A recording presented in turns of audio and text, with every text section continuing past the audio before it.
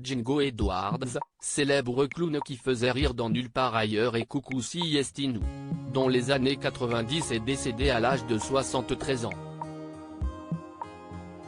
Le clown est triste.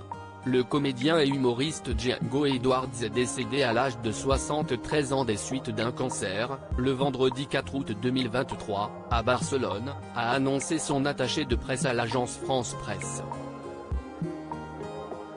L'homme était notamment connu en France pour ses interventions provocatrices dans les émissions Nulle part ailleurs sur Canal+ aux côtés d'Antoine Decaune et Coucou si est nous, présenté par Christophe de Chavannes. En septembre dernier, le comique révélait sa maladie aux médias TV3, si est ma dernière année dans la vie, je suis en train de mourir. J'ai un cancer, si est pour ça que ma main et ma tête sont comme ça. Mais je m'en fiche parce que la mort est inévitable. Django Edwards, un clown qui a marqué l'esprit des Français. Stanley Ted Edwards, plus connu sous le nom de scène Django Edwards, est né le 15 avril 1950 à Détroit aux États-Unis. Dans les années 70, le jeune homme découvre un livre du philosophe russe Piotr Uspensky dans lequel il découvre l'univers des clowns. Il décide de partir à la conquête de l'Europe pour intégrer une école de clowns. Après des études de comédie, il rejoint la troupe The London Mime Company. Le comédien américain se fait alors remarquer aux Pays-Bas puis décide de tenter sa chance en France dans les années 80.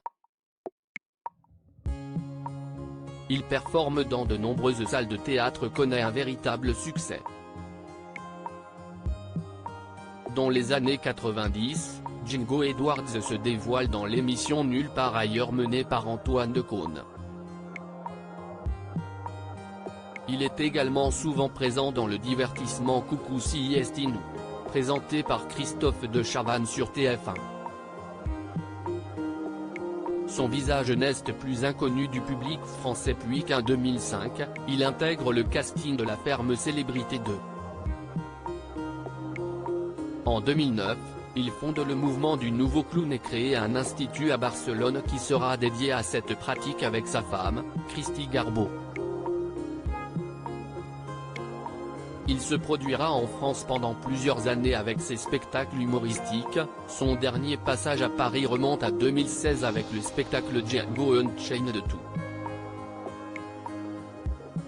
Selon Claire Gontaut, son attaché de presse, le gourou du rire venait de finir l'écriture d'un livre, La Bible du clown.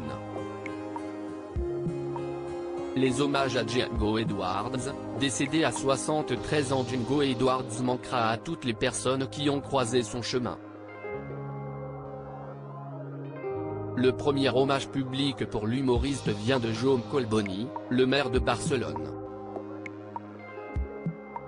Je suis sûr qu'il continuera à illuminer la vie des âmes qui l'accompagnent, a-t-il écrit sur X, anciennement Twitter, pour évoquer le décès du maître des clowns et barcelonais de cœur. Antoine Decaune, qui a partagé son plateau de Nulle part ailleurs avec le comique, pleure également sa perte.